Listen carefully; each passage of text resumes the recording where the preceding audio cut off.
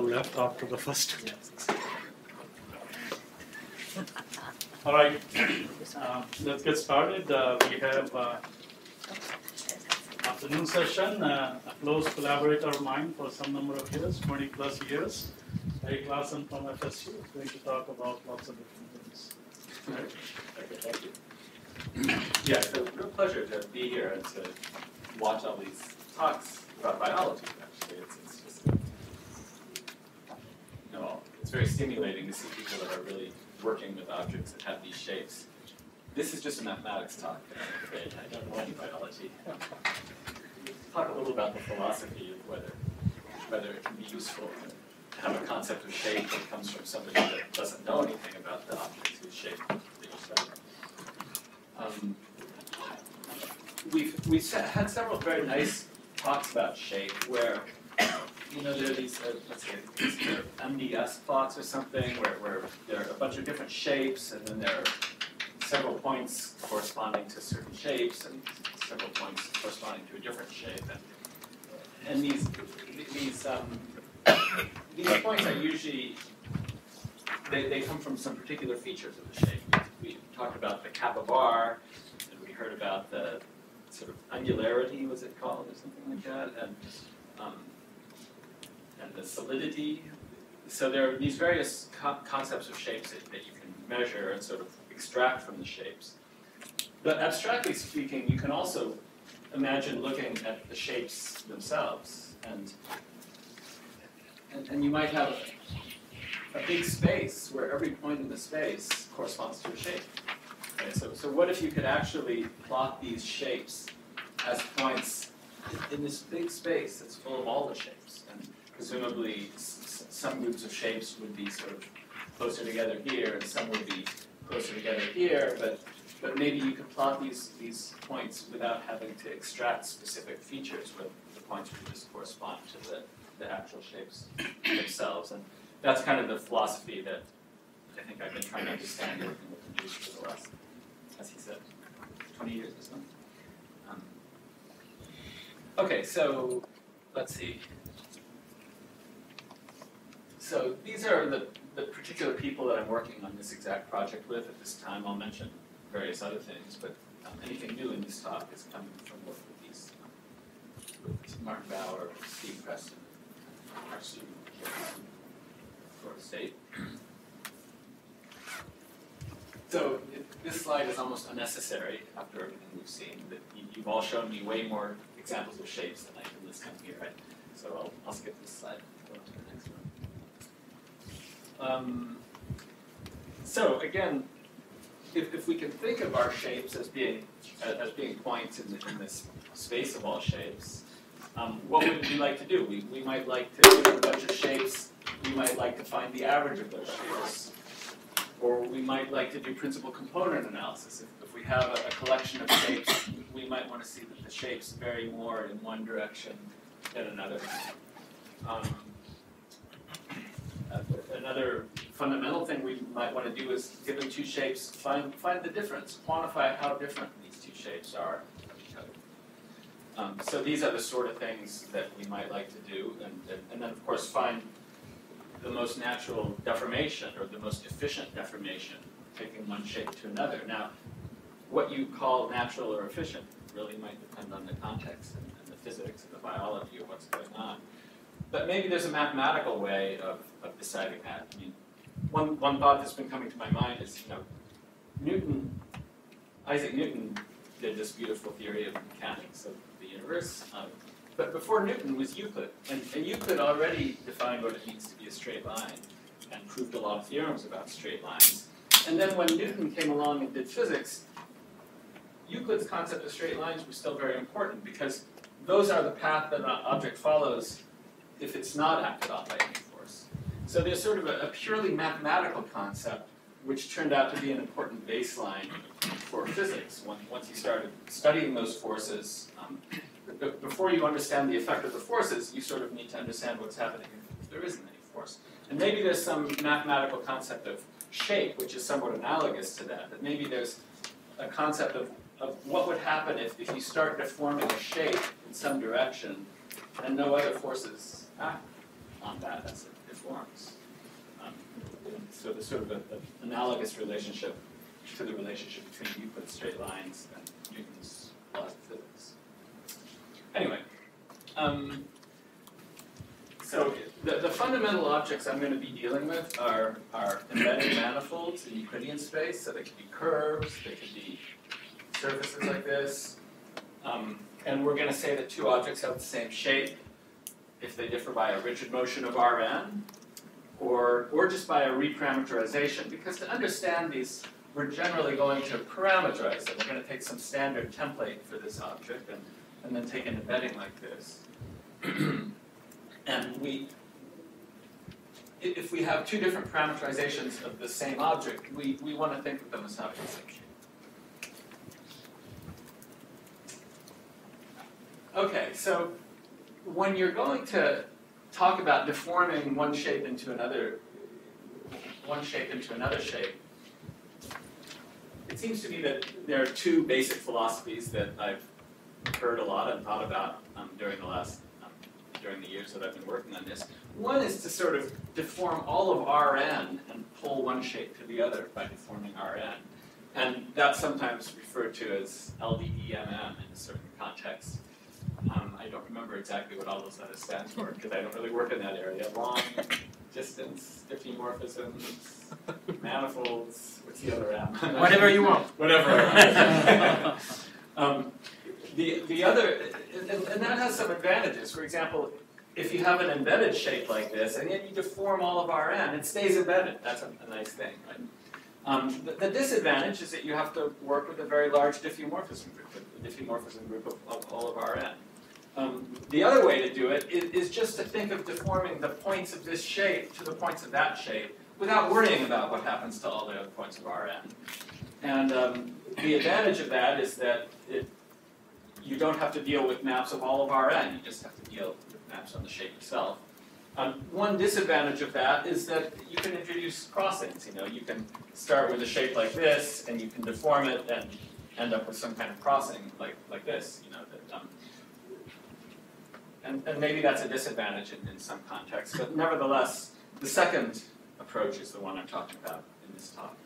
I'm just deforming the points of the shape rather than the points of Rn. There's this kind of intermediate level set method used where you don't deform all of Rn, but you only work very close to the shape and treat it as a level set of a function. Yeah, that's another approach too. I don't mean to say these are the only two approaches. Okay, so I was talking about embedded shapes, but sometimes crossings happen too, and I'm going to accept those crossings as part of our picture. So now I want to start getting a little bit more technical in order that I can define some of these words. So we start out with a smooth manifold of dimension m, and we think about a smooth function from m into Rn, where n is greater than m generally. And every point of our manifold, since it's a smooth manifold, every point of our manifold has a tangent space like this, a space full of vectors that are tangent to our manifold. And once we have a function from our template manifold to Rn, that induces what I'll call the differential, which is for each tangent space, it gives you a linear transformation from that tangent space to Rn, right? So we have a linear transformation from a two-dimensional tangent space in this picture to R3. Okay, and that is often thought of as the differential is the linear map which best approximates locally this nonlinear smooth map. Okay, Yeah. so do you still need to know what point you're matching, like on the manifolds? Well, right now I'm defining a manifold by a smooth map from a template manifold into our map. Yeah. Okay. So right now, each point here does Is correspond like to to one point. Right.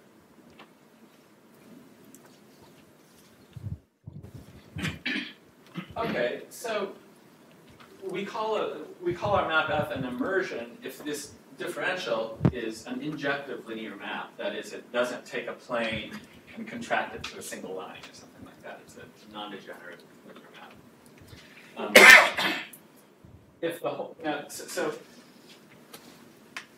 if if the whole map itself is injective and a closed map, we define it an embedding. We define it to be an embedding. And an embedding doesn't ever cross itself, whereas an immersion can cross itself like this. So I made some pencil drawings of, these are immersed submanifolds here, and these are embedded submanifolds here. Immersions are allowed. So in the immersion, other than crossing, it's smooth everywhere. Exactly, right. That if you just take any point of the template manifold and take a small neighborhood, you can't tell whether it's an immersion or embedding. It looks the same either way. It's only that some faraway points might cross it.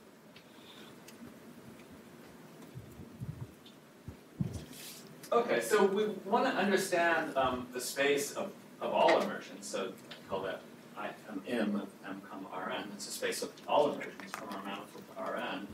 And the fundamental question is that what if we have a path of immersions? How do we measure the length of such a path? Because we want to understand what it means to have a distance between two different shapes. So suppose you have a path of immersions. Okay, so you have a path of immersions like this. And how do you measure the length of this path of immersions? And the fundamental tool for doing that is to put a Riemannian metric on the space of all immersions. And what is a Riemannian metric? It's an inner product on the tangent, on each tangent space of the set of immersions.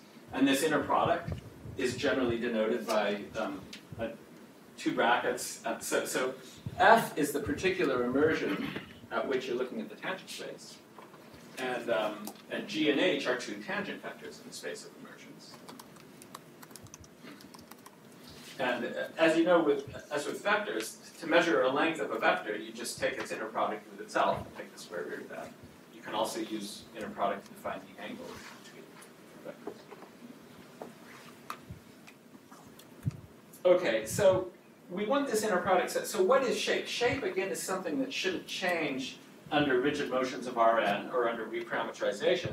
And since we're measuring changes of shapes, we want our inner product also to have those invariances. So what this says is if gamma is a diffeomorphism from the template manifold to itself, when we compose by that diffeomorphism, it shouldn't change our inner product. Okay, so that's what this first invariance is. It's an invariance under reparameterization. Our second invariance is an invariance under rigid motions. If you just do a rotation or translation to all of Rn, that also shouldn't change the inner product. So what's the most obvious inner product to define? Well, the most obvious inner product, I would say, kind of from a mathematician's point of view, is sometimes called an L2 inner product here, where you know, G and H are tangent vectors of your immersion. They're sort of two different tangent vectors to your immersion. And what you should do is you should take the inner product of each pair of these vectors and integrate that over the whole immersed manifold with respect to the volume of the manifold. And that defines an inner product between these two tangent vectors at the space of immersions. And that's kind of the first most obvious guess, I would say, for what a metric should be on the space of immersions. And that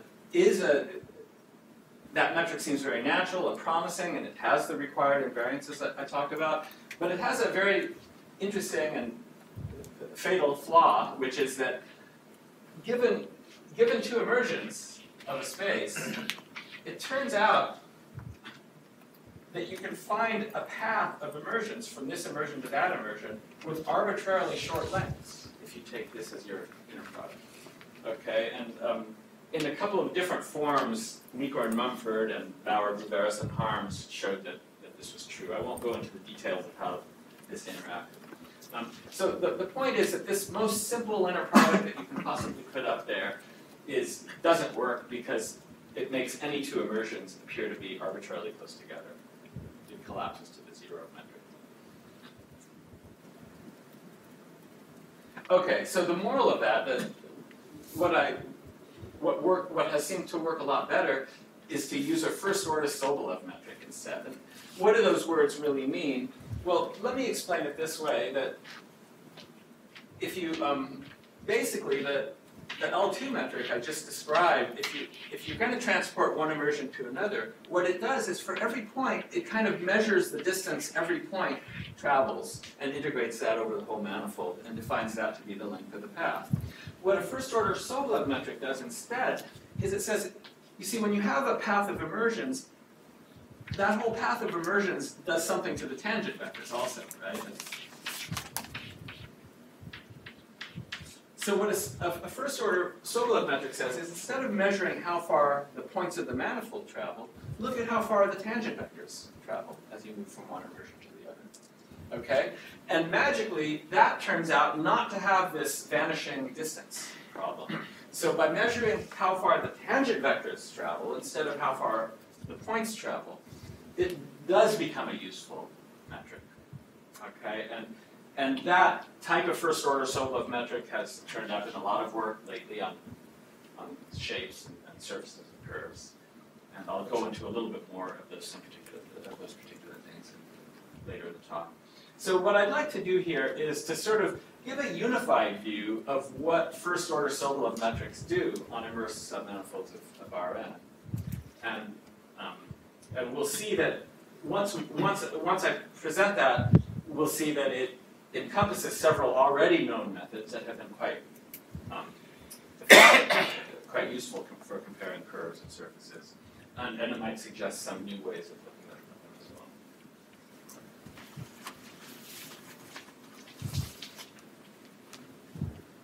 well. Okay, so yeah, this is kind of a mathy talk, so sorry about that. But to understand this in the most sort of elegant way, I need to talk about the idea of a one form on a manifold. So we already talked, given a smooth map from a manifold into Rm, I already talked about this linearization, df, which is a map from the tangent space of the manifold, right? Well, this df thing is an example of a one form. What is a one form? We say that alpha is a smooth Rn-valued one form if for every x in M, we have a linear transformation from that tangent space to Rn. So that's what a one form is. It's an object that over every point maps tangent vectors to Rn. Okay, and its smooth one form just means that as you vary M, this object should bend smoothly. Okay, and we denote by omega 1 of M comma Rn the set of all smooth Rn valued one forms.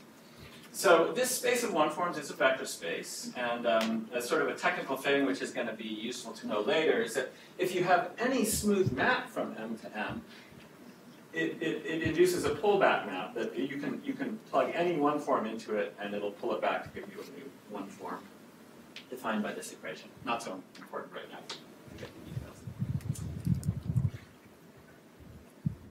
Okay, so as I've mentioned, given a smooth map from M to Rn, df is a one form. So we have this linear transformation, which I call d, which takes the smooth maps to the one forms. Okay. Given any f, you take df, and that's a one form. And the one forms that are in the image of this map, that's a linear subspace of the set of all one forms, are called exact one forms. This map D is nearly injective. The only kernel, the only thing on which it vanishes are the constant functions. So really, this map D gives you a bijection between the set of all smooth maps modulo the translations and the exact one forms. Okay, so this is what leads to the way I want to talk about putting a metric on the space of smooth maps, basically. Instead of putting a metric on this space here, we're going to put it on this space here. Okay, and that's going to be just as good because it gives us a metric here. It's also very easy to go backwards. Given a one form, given an exact one form, to go back to the original function f, what's the opposite of differentiation? It's just integration. So you just perform some line integrals. And given a form df, that takes you very easily back to the original. So it's easy to go back and forth. Okay. So I want to be a little bit more specific. I've been talking about all smooth maps what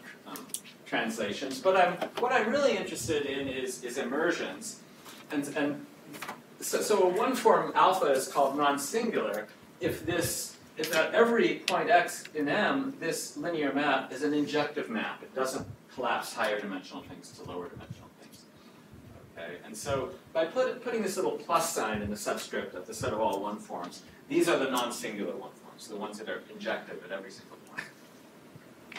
Okay. So, so because of all these facts, putting them together, if f from M to Rn is an immersion, then df is not just an exact one form, but it's a non-singular exact one form. It has maximal rank at every point. So those are the ones we really want to deal with. We want to put a metric on the space of all non-singular exact one forms.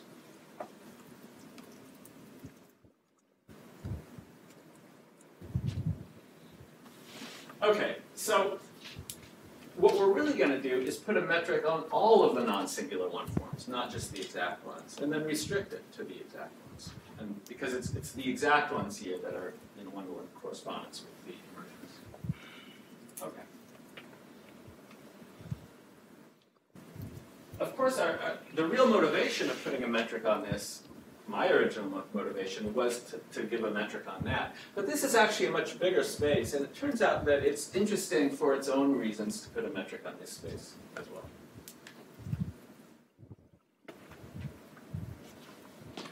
Okay, so one forms seem like kind of abstract objects, you know, that for every point you have a linear transformation from the tangent space to Rn. It turns out that most of the actual computation you do has to do with matrices, which are a more concrete object, right? So the idea is, first of all, that M plus of n comma m be the set of all n by n matrices of full rank m. Okay. Now, suppose alpha is a non-singular one form on the manifold M. If at a point x we choose a basis for the tangent space, then alpha x gets represented by a matrix, right? If you have a linear transformation from an m-dimensional space to an n-dimensional space, you can represent that by a matrix. So because of that, once we've chosen a field of bases, we actually, our one form is just represented by a function from an open set in M to the set of matrices. Now, why do I say just an open set? Well, because most manifolds, you can't choose a basis on the whole manifold at once, because tangent spaces are non-trivial bundles, so it's impossible to do that. But locally, you can do it. Okay, so to define this form, I'm going to start by putting a Riemannian metric on our template manifold here. In a way, I don't really want to do that, and in fact, so we're going to put a metric on M, we're going to define the metric on one forms, and then we're going to find in the end that we would have got the same metric on one forms no matter which metric we chose on M. Okay, which is sort of a good thing, I think, because we want this to be invariant for parameterization, and part of that is being invariant of whatever metric we put on the template. Okay, it's actually possible to avoid that, but I'll talk about that a little bit more later. So it doesn't depend on the induced metric? Pardon me? So it's not going to depend on the induced metric? So the metric on one forms is not going to depend on a metric on the original template manifold. I'm not sure what you mean by the induced metric. In the embedding. In the what? In the embedding? Yeah, well, right. Right, so for each, the thing is the embedding is changing as you move over the space of one forms, right? And so you could define this just by using that induced metric at each different embedding. But there's an important advantage to be gained by starting out with some fixed metric on the template manifold, even though it doesn't affect the metric. And I'll talk a little bit more about that later. So anyway, given a one-form alpha, and given two tangent vectors to the space of one forms at the one-form alpha, so these are elements of the tangent space at alpha of the set of one forms, we want to define a metric, an inner product between those two.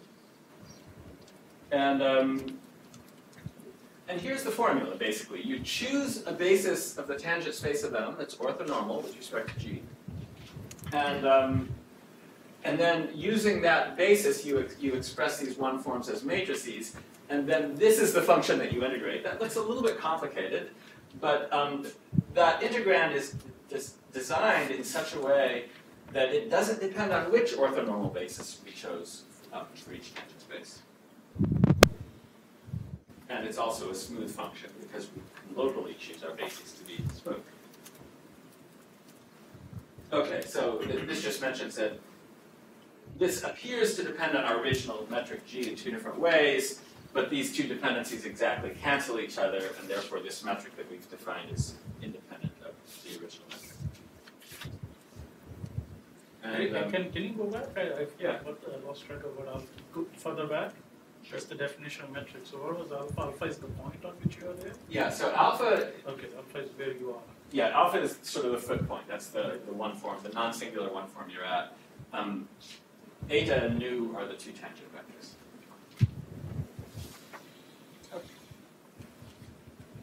And this just mentions what you were asking about, that it's possible to define this metric more elegantly without using an original metric on the template manifold. But it's going to help us do some computations to have this metric on the original template.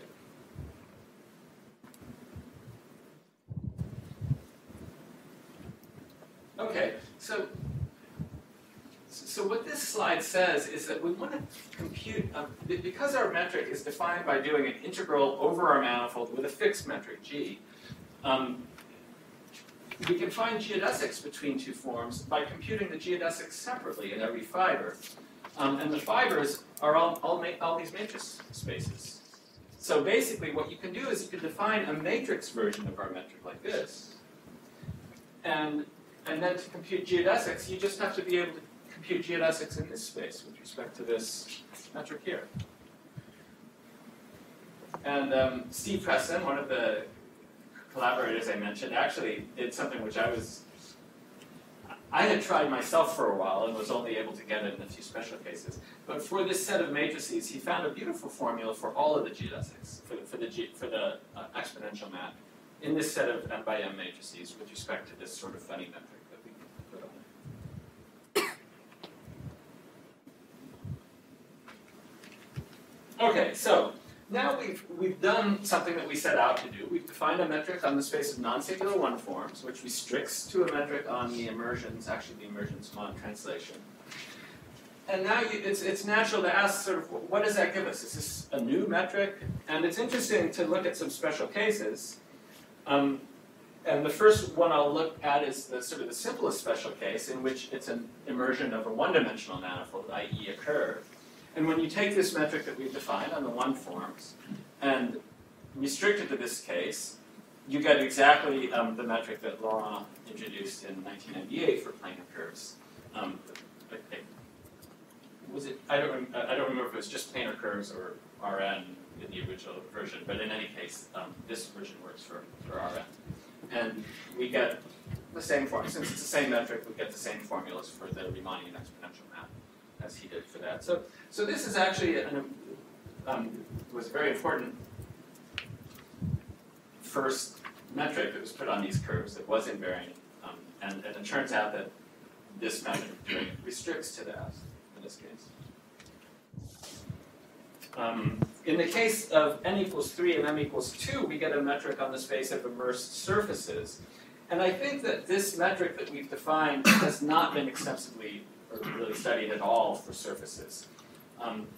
It's more difficult than the case of curves, and it's more difficult because in the case of curves, all one forms are exact. And therefore, when you get this metric on the space of all forms, well, that's a metric on the space of exact ones, which gives you a metric here. But in the space of surfaces, this is not a surjective map. In fact, the codimension of the image is infinite dimensional. And so Steve's formula for the geodesics, and unfortunately the image of this map also is not a totally geodesic submanifold. So knowing the geodesics here don't give us the geodesics on the image of this map.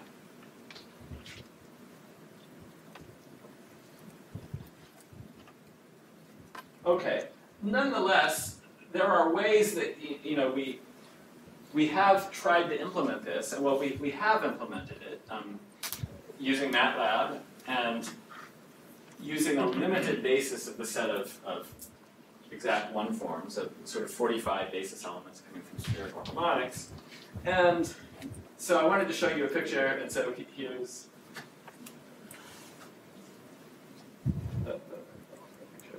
so this is a computationally made geodesic in the space of immersions using this metric on surfaces. Unfortunately, the limitation that we could only even using 45 basis elements, this took a while for the computer to process and do it. So we have hopes of being able to speed that up, but it's computationally it's not really at an effective stage yet to use for complicated examples.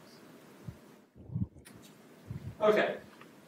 So now, can you go back to you made a comment about this for the surfaces. Yeah. So this does not relate to that Ebin metric for surfaces at all? Oh, it does, yeah. Because you said something like no work has been done on surfaces relating to this metric. Yeah, well, it's the Ebin metric is a space, is a metric on the space of metrics on surfaces, yes. Not on the space of immersions of the surfaces. This is a pullback of that, isn't it? In some ways. Right, I'll talk about that a little bit more later. Yeah, it turns out that there's a Riemannian submersion from the space of immersions to the space of metrics. And that with respect to the Ebin metric on the metrics and our metric on the immersions, that is a Riemannian submersion. But yeah, you're right. Okay. So I want to refine things a little bit. So this metric on surfaces is a little bit complicated. So this looks even more complicated, but it's going to allow us to simplify things. So on the space of n by m matrices, I want to define the tangent space into 3 orthogonal summands of these forms. So the tangent space of the space of matrices breaks up into this orthogonal summand. And then you can use this to sort of spread all over the tangent space of the space of non-singular one forms. And this tangent space of the one forms breaks up into 3 corresponding summands. And the reason that's important is that these summands are preserved under pullbacks, and also they have all the invariances that we wanted on our original metric. Okay, so, and these summands have sort of geometric meanings also. And Anuj briefly talked about this, that the first summand says it measures the change in the position of the tangent space, or the rotation of the tangent space. The second one, within the tangent space, it sort of measures skewing. It measures linear transformations which have trace 0, which are sort of skewed reparameterizations. And the third one is simply a rescaling of this locally. It just multiplies everything by some factor. And these 3 subspaces are all orthogonal to each other. And because they have all the right invariances, we can fine-tune the metric we originally defined by adjusting its weights on each of these 3 subspaces. So we can separately penalize scaling and changes of the direction of the tangent space and skew changes of the tangent space. Okay, so let's see some things that gives us. In the space of curves, this summand is 0. So there really are only 2 other summands. And if we give them the same weight, we get the metric that Eunice used, that I mentioned earlier. For arbitrary, if we allow the weights on P and R to sort of vary freely, we obtain the family of so-called elastic metrics that Neo and his collaborators introduced in 2007. Okay, so again, we see that by taking this fine-tuned version of our metric, we find some metrics that have been useful in the past. So in particular, I have to use the word square root somewhere here, right? So when you use the weights a equals 1 and b equals 1/4, we get the square root velocity function metric that was introduced in 2007 and has been the subject of some other papers also. And this metric is very efficient to work with because it maps a set of curves onto simply an L2 Hilbert space, and it makes geodesics very easy to compute, and it also makes registration easy to accomplish using dynamic programming. Okay, so once again, here's another case of this metric, which gives us a metric that we've already used before. For the case of surfaces, Q is not 0. This sort of skew term is not 0. But as Anuj mentioned, we can put the weight 0 on that part of the inner product. And that gives us, and then if we set the other two weights to be 1, we obtain the metric that comes from what's sometimes called the square root normal field that was introduced in 2012, I think, for the first time by Ian German and his collaborators. Okay, and also in this very nice recent book by German, Kurtek, Laga, and Srivastava, elastic shape analysis, they briefly discuss these adjusting these 3 different weights, and these can give you interesting metrics in themselves.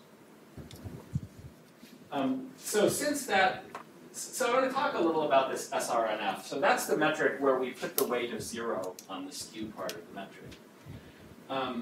First of all, the result is that there are non-zero tangent vectors to the space of immersions that have length 0. That's kind of a degeneracy, which you don't really want to see in a Riemannian metric. But you do get a nice map from the immersions to this L2 space that preserves the inner product, which, again, it's very nice when you can take a sort of a complicated inner product and reduce it to an L2 inner product like this. This map itself is not an immersion because any tangent vector of length 0 here maps to 0. Right. But nonetheless, this map gives rise to sort of an extrinsic distance function for measuring the distance between two immersions, and makes it and really helps with registering two surfaces. So if you want to deform one surface to another, it really helps you find a good candidate for which point of one surface should correspond to which point of the other surface. Okay.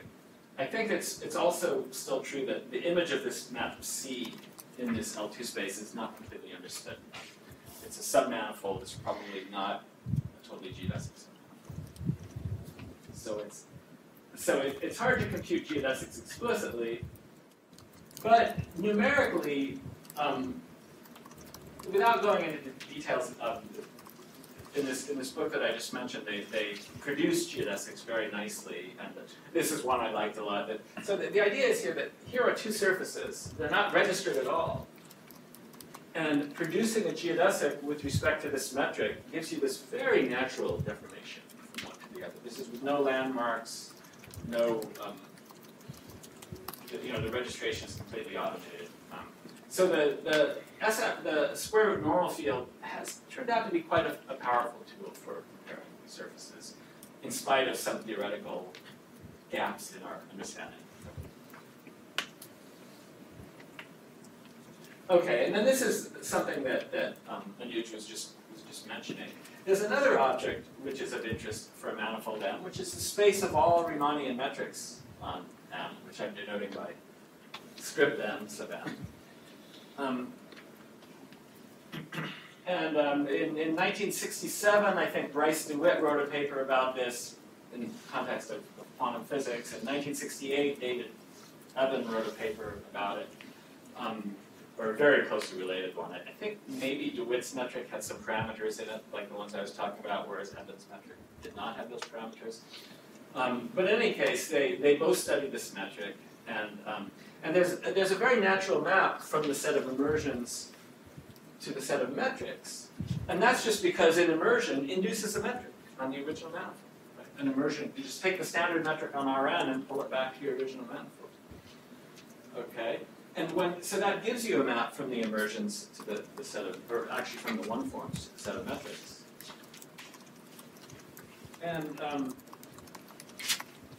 so there's a very nice fact about that map. It turns out that our metric is very closely related to the Eben metric because it makes that map into Riemannian submersion. For those of you that know what that is. If you don't, let's just say it says the two metrics are very closely related to each other.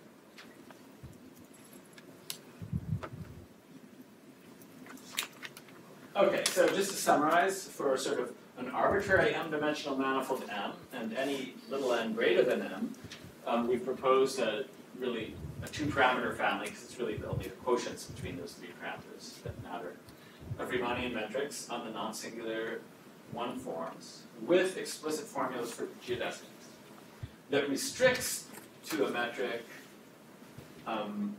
So this metric is invariant under rigid motions as well as the reparameterization group. It restricts to a metric on the immersions mod translations. And I'll just say, again, as I said, for several cases of capital M and lowercase n, this metric specializes to cases that have been studied and have proven very useful for comparing shapes.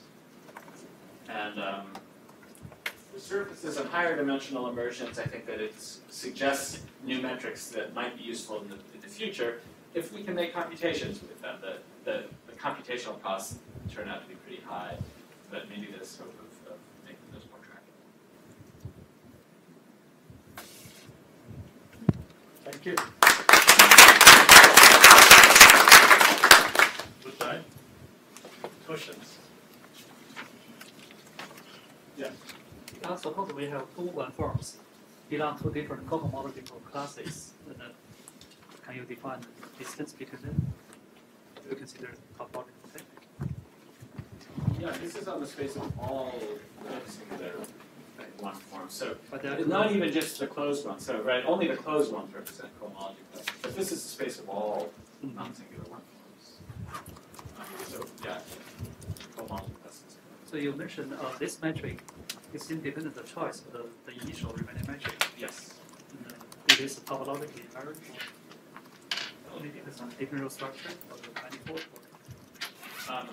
Yes, exactly right. It's somehow the metric that, of course, we're assuming a metric on Rn, sort of the standard dot product on Rn. So it's not independent of that. But the thing is that somehow it only depends on the metric on Rn, not on the metric on the template.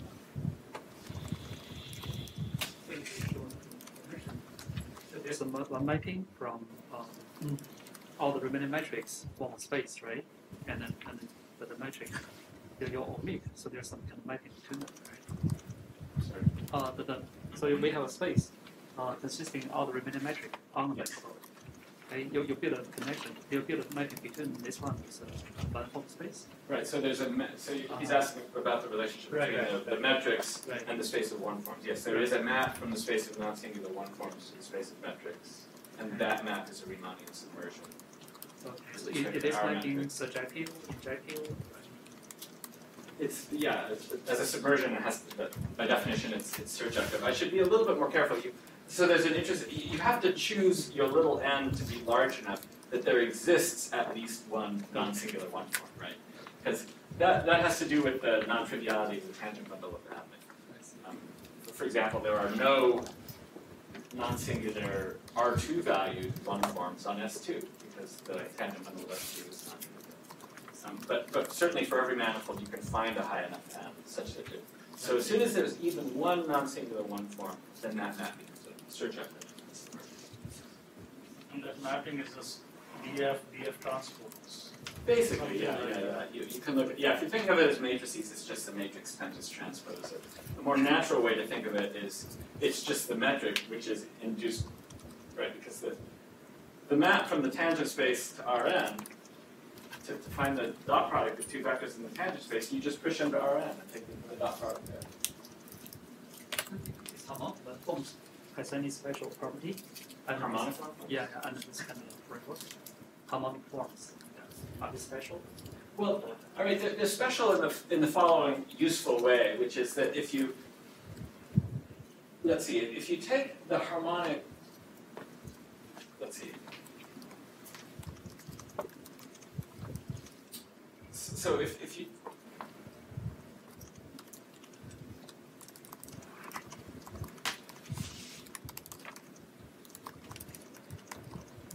so we use the spherical harmonics to get a basis for the set of exact one forms, just by taking the spherical harmonics and applying the D operator to them, and that gave us a basis for the exact one forms. And that was valuable because that's the space we wanted to deal with. I'll have to think about a question about harmonic one-forms in general, whether they play such a role. Any other question?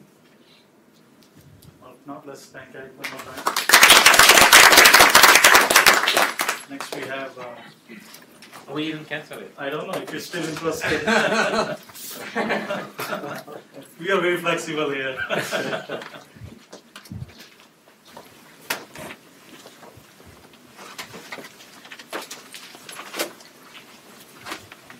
Maybe yours is a special case of Eric's.